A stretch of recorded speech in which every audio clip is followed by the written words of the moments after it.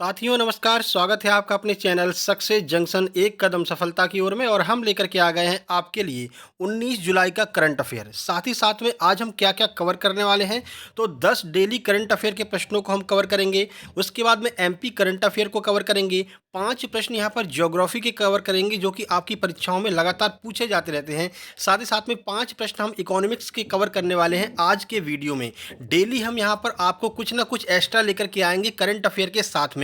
यानी कि जैसे आज हम ज्योग्राफी और इकोनॉमिक्स लेकर के आए हैं, तो कल हम हिस्ट्री और पॉलिटी लेकर के आएंगे। उसके बाद में जीके और जीएस लेकर के आएंगे। ऐसे डेली कुछ ना कुछ नया हम एक्स्ट्रा फैक्ट के साथ में आपके लिए लेकर के आते रहेंगे। तो आज से इस वीडियो की शुरुआत हो रही, इस वीडियो सीरीज की शुरुआत हो रही है 19 जुलाई करंट अफेयर। जो भी आप एग्जाम दे रहे हो, चाहे आप एमपी एसआई दे रहे हो, यूपी ट्रिपल एससी पीएससी दे रहे हो, एमपीपी दे रहे हो, एसएससी दे रहे हो, यूपीपी दे रहे हो, या फिर एमपीपीएससी दे रहे हो, कोई भी एग्जाम आप दे रहे हो, आपके लिए ये वीडियो बहुत ही ज़्यादा महत्वपूर्ण होने वाला है। तो चैनल को सब्सक्राइब करके वीडियो को लाइक कर दीजिए। आइए शुरुआत करते हैं एक्स्ट्रा फैक्ट के साथ में करंट अफेयर। आइए देखते हैं पहला प्रश्न। तो पहला प्रश्न है, जुलाई 2022 में किसको उनके स्वयं के कार्यों के अलावा पश्चिम बंगाल के राज्यपाल के कार्यों का निर्वहन करने के लिए नियुक्त किया गया है? यानी कि इन्हें अतिरिक्त प्रभार दिया गया है। कौन से ऐसे राज्यपाल हैं? तो विश्वभूषण हरिश्चंद्रन, फागू चौहान, ला गणेशन या फिर जगदीश मुखी। चलिए आंसर देख लेते हैं। तो सही आंसर है सी, यानी कि ला गणेशन को अभी हाल ही में पश्चिम बंगाल के राज्यपाल के कार्यों का निर्वहन करने के लिए नियुक्त किया गया है। ऐसा क्यों किया गया है, तो आइए वो भी देख लेते हैं। तो राष्ट्रपति रामनाथ कोविंद ने पश्चिम बंगाल के राज्यपाल जगदीप धनखड़ का इस्तीफा स्वीकार किया है, जिन्हें उपराष्ट्रपति चुनाव के लिए सत्तारूढ़ राष्ट्रीय जनतांत्रिक गठबंधन के उम्मीदवार के रूप में नामित किया गया है। देखिए, यहाँ के जो राज्यपाल थे वो जगदीप धनखड़ थे, लेकिन हाल ही में वे उपराष्ट्रपति का चुनाव लड़ेंगे, इसलिए उन्होंने अपने राज्यपाल के पद से इस्तीफा दिया है। इसलिए ला गणेशन को पश्चिम बंगाल का राज्यपाल का अतिरिक्त प्रभार इनको सौंपा गया है। ठीक है, कुल मिलाकर के यह बात इस प्रश्न में आपको बताई गई है। चलिए आगे बढ़ते हैं और अगला प्रश्न देख लेते हैं। मंडेला दिवस हर साल कब मनाया जाता है? नेल्सन मंडेला के बारे में आप परिचित होंगे, तो यही आपसे पूछा जा रहा है कि मंडेला दिवस हर वर्ष कब मनाया जाता है? 18 जुलाई को, 17 जुलाई को, 19 जुलाई को या फिर 20 जुलाई को? चलिए आंसर देख लेते हैं। सही आंसर है बी, यानी कि 18 जुलाई को हर वर्ष नेशनल मंडेला दिवस मनाया जाता है। कुछ जानकारी आपको देते हैं। तो हर साल 18 जुलाई को दक्षिण अफ्रीका के पूर्व राष्ट्रपति की जयंती पर मंडेला दिवस मनाया जाता है। संयुक्त राष्ट्र ने आधिकारिक तौर पर नवंबर 2009 में नेल्सन मंडेला अंतर्राष्ट्रीय दिवस या फिर मंडेला दिवस को नामित किया था। ठीक है, और वे जो हैं वे अफ्रीका के पहले अश्वेत राष्ट्रपति थे, इसलिए उन्हें याद किया जाता है। जैसे भारत में महात्मा गांधी हैं, ठीक उसी तरह अफ्रीका में जो है नेल्सन मंडेला जी हैं, ये आपको याद रखना है। ठीक है, चलिए आगे बढ़ते हैं और अगला प्रश्न देखते हैं। 17 जुलाई 2022 को सिंगापुर ओपन बैडमिंटन टूर्नामेंट का महिला एकल का खिताब किसने जीता है? करंट अफेयर का बहुत ही महत्वपूर्ण प्रश्न है, स्पोर्ट्स करंट अफेयर का प्रश्न है। पीवी सिंधु, साइना नेहवाल, एनसे यंग या फिर कैरोलिना मारिन? आइए आंसर देख लेते हैं। सही आंसर है ए, यानी कि पीवी सिंधु ने यहाँ पर सिंगापुर ओपन बैडमिंटन खिताब जीत लिया है। कुछ एक्स्ट्रा फैक्ट आपको देते हैं, एक्स्ट्रा जानकारी। तो भारतीय शटलर पीवी सिंधु ने 17 जुलाई 2022 को सिंगापुर ओपन बैडमिंटन टूर्नामेंट का अपना पहला महिला एकल का खिताब जीत लिया है। उन्होंने 2022 सिंगापुर ओपन के फाइनल में चीन की वांग जी यी को हराया है। सिंधु ने 2022 में 3 खिताब जीते हैं। कौन कौन से? तो Swiss open, Syed Modi international और अब सिंगापुर ओपन। तो 2022 के 3 खिताब इन्होंने जीत लिए हैं। साथ ही साथ में आपको बता दें कि पीवी सिंधु एक ऐसी शटलर हैं, एक ऐसी खिलाड़ी हैं जिन्होंने लगातार 2 ओलंपिक में पदक जीते हैं। तो यह प्रश्न अभी हाल ही में एनटीपीसी रेलवे के एग्जाम में पूछा गया था, मेंस में। ठीक है, तो लगातार 2 ओलंपिक पदक जीतने वाली खिलाड़ी कौन है? तो पीवी सिंधु हैं, जो कि बैडमिंटन से संबंधित हैं। चलिए आगे बढ़ते हैं। अगला प्रश्न है, जुलाई 2022 में अंतर्राष्ट्रीय शूटिंग स्पोर्ट्स फेडरेशन आईएसएसएफ विश्व कप में पुरुषों की 50 मीटर एयर राइफल में स्वर्ण पदक किसने जीता है? ऐश्वर्य प्रताप सिंह तोमर, अजय पाल यादव, अभिनव बिंद्रा या फिर रविंद्र राजन? एमपी करंट अफेयर का यह प्रश्न है। आइए आंसर देखते हैं। सही आंसर है ए, यानी कि ऐश्वर्य प्रताप सिंह तोमर। बहुत बार एमपीपीएससी में यह प्रश्न पूछा गया है, एमपी पटवारी में भी पूछा गया है। तो याद रखिएगा, ऐश्वर्य प्रताप सिंह तोमर मध्य प्रदेश के खिलाड़ी हैं और ये शूटिंग से संबंधित हैं। कुछ एक्स्ट्रा जानकारी आपको देते हैं। तो ऐश्वर्य प्रताप सिंह तोमर ने कोरिया के चांगवोन में चल रहे अंतर्राष्ट्रीय शूटिंग स्पोर्ट फेडरेशन आईएसएसएफ विश्व कप में पुरुषों की 50 मीटर एयर राइफल में थर्ड पोजीशन स्पर्धा में स्वर्ण पदक यहाँ पर जीता है। ठीक है, उन्होंने स्वर्ण पदक मैच में हंगरी के जकान पैकलर को हराया है। यह ऐश्वर्य का दूसरा ISSF विश्व कप स्वर्ण पदक था। ठीक है, भारत अब तक 4 स्वर्ण पदक, 4 रजत और 1 कांस्य पदक के साथ तालिका में सबसे आगे है। यह आपको याद रखना है। ऐश्वर्य प्रताप सिंह तोमर शूटिंग से संबंधित है, जरूर याद रखिएगा। वीडियो पसंद आ रहा है तो वीडियो को लाइक कर दीजिए। लास्ट में हम आपसे एक प्रश्न पूछेंगे जिसका जवाब देने पर कल वाली वीडियो में आपका नाम स्क्रीनशॉट के साथ में आएगा, तो वीडियो को शुरू से लेकर के अंत तक देखिएगा। ठीक है, जुलाई 2022 में कौन सा राज्य अपनी इंटरनेट सेवा रखने वाला भारत का पहला और एकमात्र राज्य बन गया? यानी कि अब वो जो इंटरनेट प्रदान किया जाएगा वो उसी राज्य का इंटरनेट होगा, इंडिया का इंटरनेट नहीं होगा। ठीक है, अपना खुद का इंटरनेट बनाने वाला कौन सा ऐसा राज्य पहला राज्य बन गया है? बहुत महत्वपूर्ण, स्टार लगा लीजिए। कर्नाटक, पश्चिम बंगाल, केरल या फिर राजस्थान? आइए आंसर देखें। सही आंसर है सी, यानी कि केरल ने अपना खुद का इंटरनेट चालू किया है। तो देखिए कुछ जानकारी। तो केरल ने घोषणा की है कि वह अपनी इंटरनेट सेवा रखने वाला देश का पहला और एकमात्र राज्य बन गया है। इसकी घोषणा तब की गई जब Kerala fibre optical network limited KFON को दूरसंचार विभाग से इंटरनेट सेवा प्रदाता ISP लाइसेंस प्राप्त हुआ है। देखिए, अगर आप इंटरनेट कहीं पर प्रोवाइड करते हैं तो पहले आपको लाइसेंस लेना पड़ता है। तो ISP लाइसेंस जैसे ही केरल को प्रदान हुआ है, ठीक इसी समय उन्होंने घोषणा कर दी कि वह भारत का पहला और एकमात्र राज्य बन गया जिनका खुद का इंटरनेट है। ठीक है, चलिए। KFON योजना की परिकल्पना राज्य में BPL परिवारों और 30,000 सरकारी कार्यालयों को मुफ्त इंटरनेट प्रदान करने के लिए किया गया है। यानी कि अगर आपके पास में BPL कार्ड है और आप केरल के निवासी हैं तो आप फ्री में इंटरनेट चला सकते हैं। ठीक है, चलिए आगे बढ़ लेते हैं और अगला प्रश्न देखते हैं।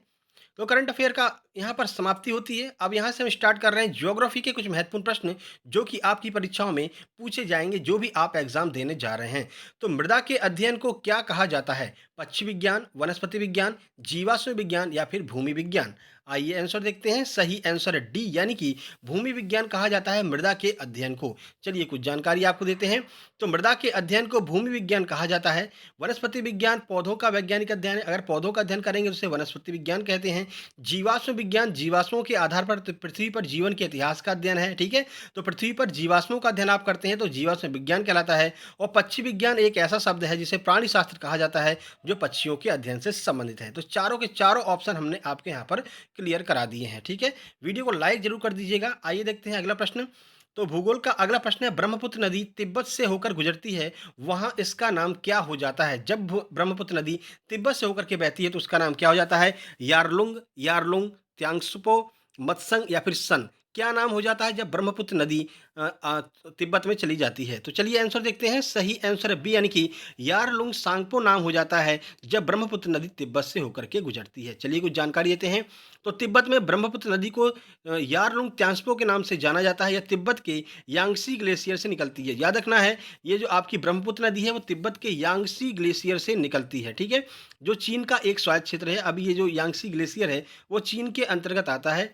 चलिए ब्रह्मपुत्र नदी की बात करें तो यह नदी लगभग 3,848 किलोमीटर यानी कि 2,391 मील लंबी है, जो इसे दुनिया की 15वीं सबसे लंबी नदी बनाता है। तो दुनिया की 15वीं सबसे लंबी नदी की अगर बात करते हैं तो ब्रह्मपुत्र नदी दुनिया की 15वीं सबसे लंबी नदी है। दुनिया की सबसे लंबी नदी कौन है? तो आपको आंसर देना है नील नदी, जो कि विक्टोरिया झील से निकलती है, दुनिया की सबसे लंबी नदी है। दुनिया की सबसे चौड़ी नदी कौन सी है? तो अमेजन नदी जो है वो दुनिया की सबसे चौड़ी नदी है। चलिए अगला प्रश्न, नील नदी का स्रोत क्या है? देखिए नील नदी ही आपके प्रश्न में भी आ गई। तो नासिर झील, चाड झील, विक्टोरिया झील या फिर तंजानिया झील? बताइए किस झील से नील नदी का उद्गम होता है? आइए आंसर देखते हैं। सही आंसर है सी, यानी कि विक्टोरिया झील से नील नदी का उद्गम होता है। कुछ जानकारी आपको देते हैं। तो विक्टोरिया झील, जिसे अफ्रीका की सबसे बड़ी झील और नील नदी का प्रमुख जलाशय विक्टोरिया न्यान्याजा भी कहा जाता है, मुख्य रूप से तंजानिया और युगांडा में ये बहती है। कौन सी? नील नदी। लेकिन केन्या पर सीमा बढ़ती है। यह पृथ्वी पर तीसरी सबसे बड़ी ताजे पानी की झील है। सबसे लंबी ताजे पानी की जो नदी है वो कौन सी है? नील नदी है। और जो ये झील है विक्टोरिया झील, वो पृथ्वी पर तीसरी सबसे बड़ी ताजे पानी की झील है, जहां से आपकी विक्टोरिया झील, जहां से आपकी नील नदी निकलती है विक्टोरिया झील से। ठीक है, चलिए आगे बढ़ते हैं। अगला प्रश्न है, उत्तर प्रदेश की दो प्रमुख नदियां गंगा और यमुना कहां पर जाकर के मिल जाती हैं? अगर आप यूपी ट्रिपल एस सीपीटी या फिर यूपी लेखपाल देने जा रहे हैं तो आपके लिए ये अति महत्वपूर्ण प्रश्न है। प्रयागराज, गोरखपुर, कानपुर, वाराणसी? आइए आंसर देखते हैं। सही आंसर है ए, यानी कि प्रयागराज में जाकर के गंगा और यमुना नदियां मिल जाती हैं, इसलिए यहाँ पर प्रयागराज में गंगा यमुना का संगम भी होता है। बहुत से लोग स्नान करने भी आते हैं। तो प्रयागराज दुनिया की सबसे पुराने ज्ञात शहरों में से एक है। इसे भारत में एक ऐतिहासिक और साथ ही एक धार्मिक स्थान के रूप में भी जाना जाता है। इसकी स्थापना मुगल सम्राट अकबर ने वर्ष 1583 में की थी। इसका नाम प्रयागराज रखा गया था। इसका अर्थ है ईश्वर का शहर। ठीक है, अभी हाल ही में नाम इसका चेंज करके प्रयागराज रख दिया गया है। पहले इसका नाम इलाहाबाद हुआ करता था। ठीक है, अर्थ क्या है इसका, तो ईश्वर का शहर इसका अर्थ है। यह प्रश्न पूछा गया यूपीपीसीएस में कि प्रयागराज का अर्थ क्या होता है, तो आपको बताना है ईश्वर का शहर प्रयागराज का अर्थ होता है। स्थापना किसने की थी, मुगल सम्राट अकबर ने 1583 में इसकी स्थापना की थी। अगला प्रश्न, हमारे सौर मंडल का कौन सा ग्रह सूर्य के सबसे निकट में स्थित है, वरुण, बुध, मंगल, शुक्र। आइए आंसर देखें। सही आंसर है बी, यानी कि बुध ग्रह एक ऐसा ग्रह है जो सूर्य के सबसे निकट में स्थित है। कुछ जानकारी देखते हैं। तो हमारे सौरमंडल का सबसे छोटा ग्रह बुध है। बुध पृथ्वी के चंद्रमा से थोड़ा सा बड़ा है, यानी पृथ्वी का जो एक उपग्रह है चंद्रमा, उससे थोड़ा सा बड़ा है बुध ग्रह। बुध के पास कोई उपग्रह नहीं है और बुध के चारों ओर कोई वलय भी नहीं है। याद रखिएगा, प्रश्न पूछा जाता है इनमें से कौन से ग्रह का कोई उपग्रह नहीं है, तो शुक्र और बुध ऐसे ग्रह हैं जिनका कोई उपग्रह नहीं है।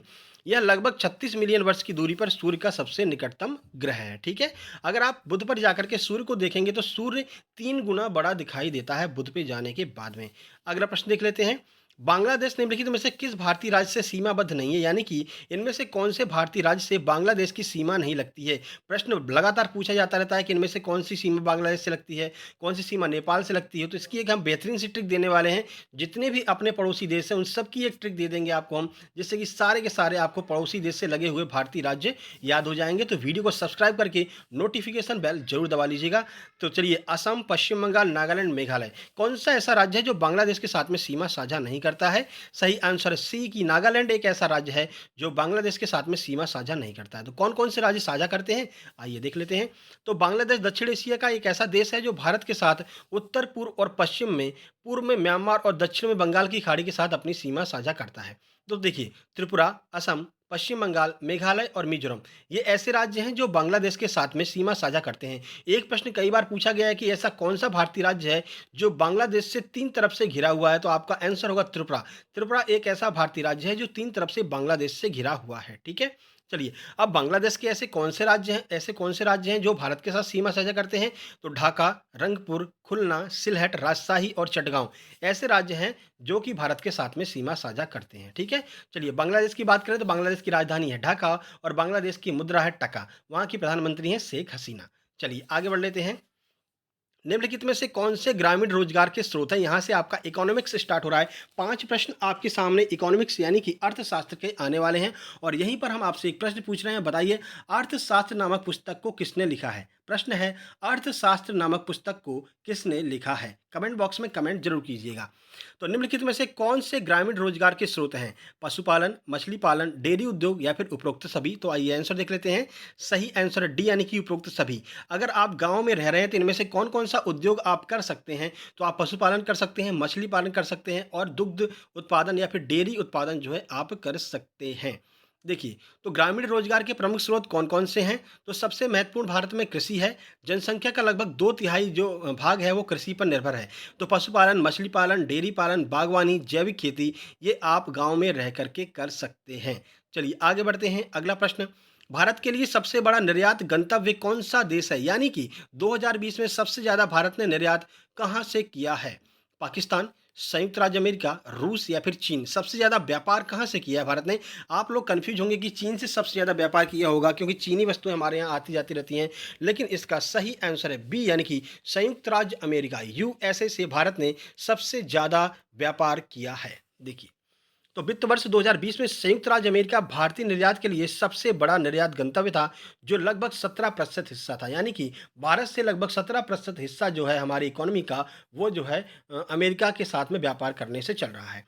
संयुक्त अरब अमीरात ने उसी वर्ष भारत के निर्यात के 9% से अधिक का अनुसरण किया है। दूसरे नंबर पर संयुक्त अरब अमीरात है जिसने 9% यहाँ पर प्राप्त किया है। ठीक है, निम्न राज्यों में से कौन ट्यूबवेल सिंचाई के क्षेत्र में सर्वोच्च है, यानी कि कौन से राज्य में सबसे ज्यादा ट्यूबवेल से सिंचाई होती है। उत्तर प्रदेश, बिहार, पंजाब, हरियाणा। आइए आंसर देखें। सही आंसर है ए, यानी कि उत्तर प्रदेश में सबसे ज्यादा ट्यूबवेल से सिंचाई होती है। कुछ जानकारी आपको देते हैं। तो भारत में सबसे अधिक ट्यूबवेल नलकूप सिंचाई का क्षेत्र उत्तर प्रदेश में है। 1930 में उत्तर प्रदेश में पहला नलकूप खोदा गया था। तो भारत का पहला नलकूप कहाँ पर खोदा गया था? तो 1930 में। कहाँ पर? तो उत्तर प्रदेश में। उत्तर प्रदेश में भारत के नलकूप सिंचित का 28 से 19% हिस्सा आता है। उत्तर प्रदेश में 93 से 84 लाख हेक्टेयर भूमि नलकूप सिंचाई के अधीन है। उत्तर प्रदेश के बाद में कौन है? तो राजस्थान है, उसके बाद पंजाब है और फिर मध्य प्रदेश है। तो नलकूप सिंचाई की अगर बात करते हैं तो पहले पर उत्तर प्रदेश, दूसरे पर राजस्थान, तीसरे पर पंजाब और चौथे पर मध्य प्रदेश है। आगे बढ़ते हैं। अगला प्रश्न, भारत में निम्नलिखित में से किस आर्थिक प्रणाली का अनुसरण किया जाता है? देखिए, जब भारत स्वतंत्र हुआ था तो भारत के सामने दो ऑप्शन था। या तो वो रूस की समाजवादी अर्थव्यवस्था को अपना ले या फिर वो अमेरिका ब्रिटेन की पूंजीवादी अर्थव्यवस्था को अपना ले। तो भारत ने कौन सी अर्थव्यवस्था को अपनाया, यह प्रश्न आपसे पूछा जा रहा है। पूंजीवादी, समाजवादी, मिश्रित या फिर इनमें से कोई नहीं। तो आइए आंसर देखते हैं। सही आंसर सी, यानी कि भारत ने मिश्रित अर्थव्यवस्था को अपनाया था। यानी कि कुछ उन्होंने रूस की अर्थव्यवस्था को अपनाया और कुछ जो है अमेरिका ब्रिटेन की अर्थव्यवस्था को अपनाया था। देखिए, तो भारत ने दो प्रकार की आर्थिक प्रणालियों का अनुसरण किया है, जो कि पूंजीवादी और समाजवादी अर्थव्यवस्था है। इसलिए भारत को मिश्रित अर्थव्यवस्था वाला देश भी कहा जाता है। अगला प्रश्न, रेपो रेट से आप क्या समझते हैं? बहुत ही ज़्यादा पूछे जाने वाला बैंकिंग टर्म का ये प्रश्न है। तो वह दर जिस पर एक बैंक दूसरे बैंक से ऋण लेता है, बचत खाता जमा दर, समय देयता जमा दर या फिर वह दर जिस पर भारतीय रिजर्व बैंक वाणिज्यिक बैंकों को उधार देता है। आइए आंसर देख लेते हैं। तो सही आंसर है डी, यानी कि वह दर जिस पर भारतीय रिजर्व बैंक वाणिज्यिक बैंकों को उधार देता है। यानी कि मान लीजिए किसी बैंक के पास में पैसा कम पड़ गया तो वो कहाँ जाएगा? आरबीआई से पैसा उधार मांगने के लिए जाएगा। तो आरबीआई जिस रेट पर बैंकों को पैसा देता है उसको हम रेपो रेट कहते हैं, यानी कि आर कहते हैं। ठीक है। और जब यही बैंक आरबीआई को पैसा लौटाता है तो उसको हम ट्रिपल आर, यानी कि रिवर्स रेपो रेट कहते हैं। उम्मीद करते हैं रेपो रेट और रिवर्स रेपो रेट में आपको अंतर समझ में आ गया होगा। तो चलिए कुछ जानकारी आपको दे देते हैं। तो यही यहाँ पर बताया गया कि रेडी फॉरवर्ड कॉन्ट्रैक्ट रेपो वह तंत्र है जिसके तहत रिजर्व बैंक सरकारी बैंकों की सुरक्षा पर बैंकों को अल्पकालिक धन जो है उधार देता है। ठीक है। थोड़े समय के लिए जो धन उधार देता है उसे रेपो रेट कहते हैं। तो चलिए, वीडियो अगर पसंद आए तो वीडियो को लाइक कर दीजिए, चैनल को सब्सक्राइब करके नोटिफिकेशन बेल दबा लीजिए। और आज का प्रश्न है कि अर्थशास्त्र के जनक कौन है? अर्थशास्त्र नामक पुस्तक किसने लिखी है? कमेंट बॉक्स में कमेंट जरूर कीजिएगा। साथ ही साथ में हमारा Telegram channel success junction search करेंगे, टेलीग्राम पर आपको देखने को मिल जाएगा। उसको भी ज्वाइन कर लीजिए, वहाँ पर आपको बाकायदा नोट्स वगैरह मिलते रहेंगे। तो जल्द ही मिलते हैं एक नई वीडियो में। अगले कल की 20 जुलाई वाली करंट अफेयर में एक और एक्स्ट्रा फैक्ट के साथ में कल हम लेकर के आएंगे इतिहास और पॉलिटी, जो कि आपकी एक्स्ट्रा में रहेगी और 20 जुलाई का करंट अफेयर रहेगा। तो तब तक के लिए नमस्कार, धन्यवाद।